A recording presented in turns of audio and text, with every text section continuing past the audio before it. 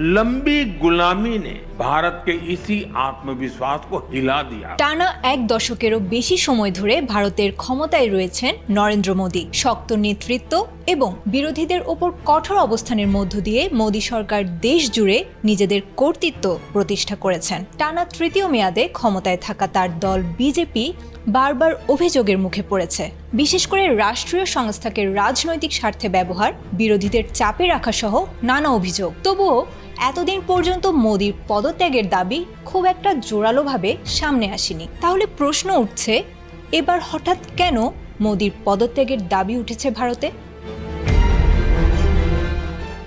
ভারতের জাতীয় রাজনীতিতে বড় ধরনের মোড় নিল বহু আলোচিত ন্যাশনাল হেরাল্ড মামলা। দিল্লির বিশেষ আদালতের এক ঐতিহাসিক পর্যবেক্ষণে বড় ধাক্কা খেল কেন্দ্রীয় সরকার ও তদন্তকারী সংস্থা ইডি। কংগ্রেসের সোনিয়া গান্ধী ও রাহুল গান্ধীর বিরুদ্ধে ইডির করা চার্জশিট গ্রহণ করতে অস্বীকৃতি জানায় দেশটির আদালত। আর এই সুযোগে এবার প্রধানমন্ত্রী নরেন্দ্র মোদী ও স্বরাষ্ট্রমন্ত্রী অমিত শাহের পদত্যাগের দাবি তুলেছে আক্রমণাত্মক কংগ্রেসের সভাপতি মল্লিকার্জুন খার্গে।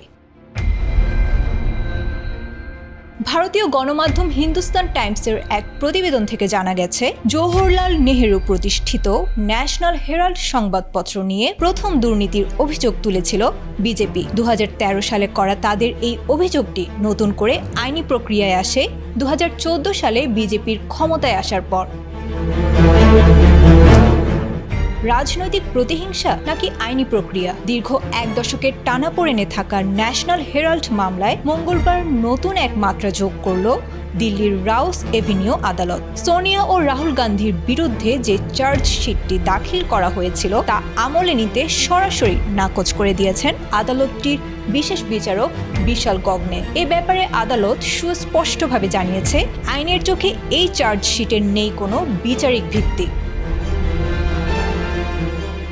আদালত তাদের পর্যবেক্ষণে অত্যন্ত কড়া ভাষায় আরও জানিয়েছে, কোনো এফআইআর ছাড়া কেবল ব্যক্তিগত অভিযোগের ভিত্তিতে পিএমএলএ আইনে মামলা চালানো যাবে না। ইডি তাদের আইনি সীমানা অতিক্রম করেছে বলেও উল্লেখ করা হয়েছে।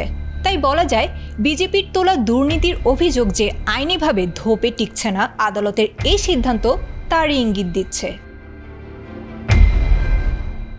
জওহরলাল নেহেরু প্রতিষ্ঠিত এই সংবাদপত্রকে ঘিরে চলা বিতর্কে কংগ্রেস শুরু থেকেই অভিযোগ করে আসছিল যে এটি একটি সাজানো মামলা। 9 কোটি টাকা দেনার দায়ে থাকা অ্যাসোসিয়েটেড জার্নালস লিমিটেডকে রক্ষা করতেই কংগ্রেস ঋণ দিয়েছিল, যা কোনো অপরাধ নয় বলেই দাবি তাদের। আদালতের সাম্প্রতিক এই রক্ষা কবচকে নিজেদের বড় রাজনৈতিক জয় হিসেবে দেখছে কংগ্রেস শিবির। 2029-এর নির্বাচনের আগে এই আইনি বিজয় কংগ্রেসের পালে যেন এক নতুন হাওয়া দিচ্ছে। অন্যদিকে ইডির পরবর্তী পদক্ষেপ কি হবে এবং বিজেপি এই আক্রমণের জবাব কি দেবে, সেটি এখন দেখার বিষয়।